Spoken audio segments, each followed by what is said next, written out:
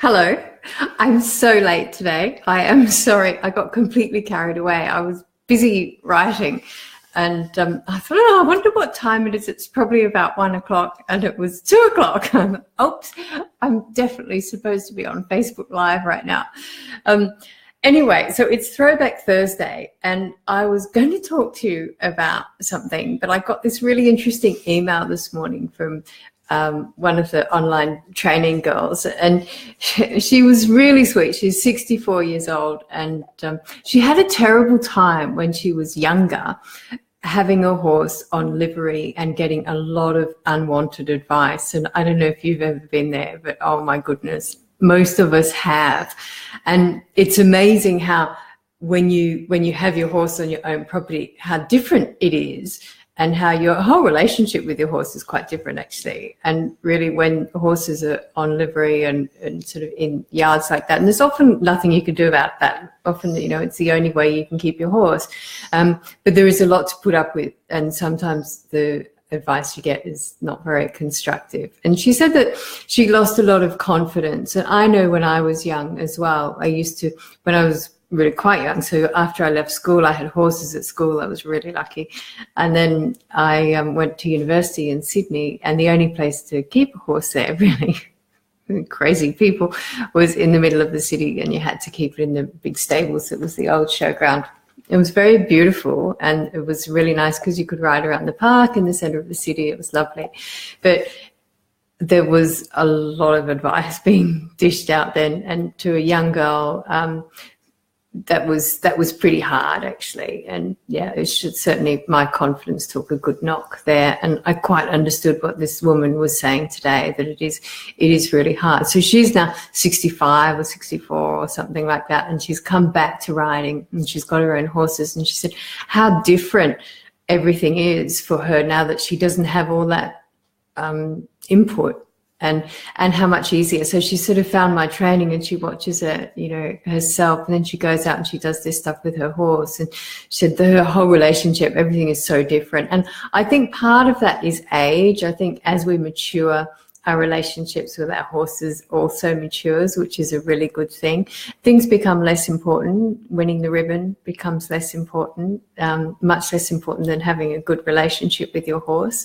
I said to somebody the other day, I said, it's funny because I don't feel that I've broken in any of my own horses. It just sort of happens naturally. It's sort of osmosis or something. They just, I do a bit of work with them here and there, and I throw them back in the paddock, and I bring them out a few months later, or 6 months later, or a year later, and I get on. We go from there. I don't really feel that I ever sort of actually break them in, And she said, oh yeah, but I think there's quite a bit of training that goes on there. And I suppose there is, but I suppose I spent,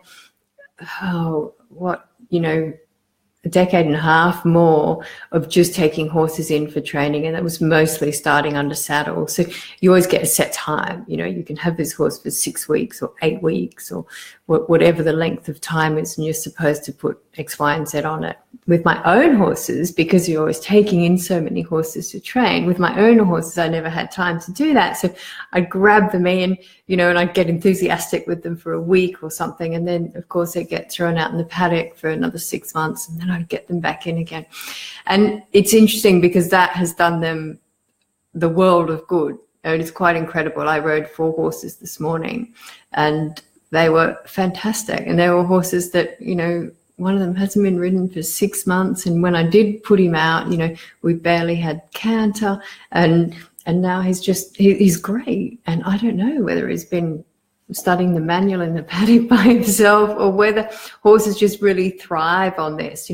We always worry that they forget everything. We always worry that we put the horse in the paddock for 6 months, that we're going to have to start right back in the beginning. We're going to have to teach it everything again. I think it's absolute nonsense. I think they remember very well indeed. And I think if you're the sort of trainer that involves the horse and gets the horse into that bubble and teaches the horse thing, it makes the horse enthusiastic about learning. So when you do get a chance to get back to them, they go, oh, I remember this was fun. We did stuff. I understood this, and I got this right, and I got tons of praise for this. I can do this again. It's great.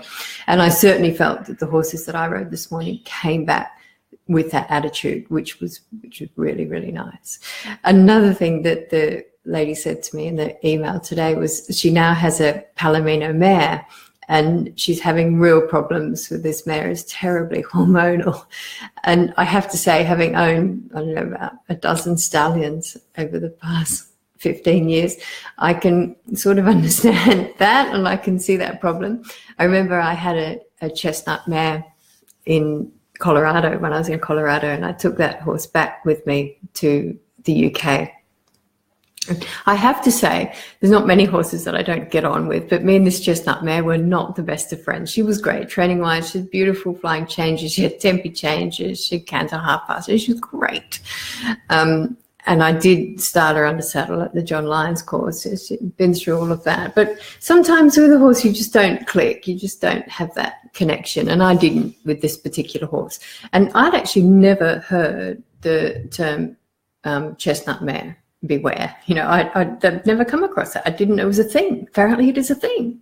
Anyway, so I sort of took that to heart a little bit and thought, maybe they're right about those chestnut mares. And so when I moved to Australia, I'd been looking at this Palomino, beautiful Palomino mare, and she was for sale for quite some time. I worked out why later, but so when I got here, I drove all the way to Queensland to pick up this mare, and I just paid for her, and I was putting her on the float, and the owner was a breeder, and she was really into colour and genetics. She was a colour breeder, and putting her on the float, and the woman said to me, "Oh, you do know that Palomino is just a chestnut, the base coat. It's chestnut. She's a chestnut horse."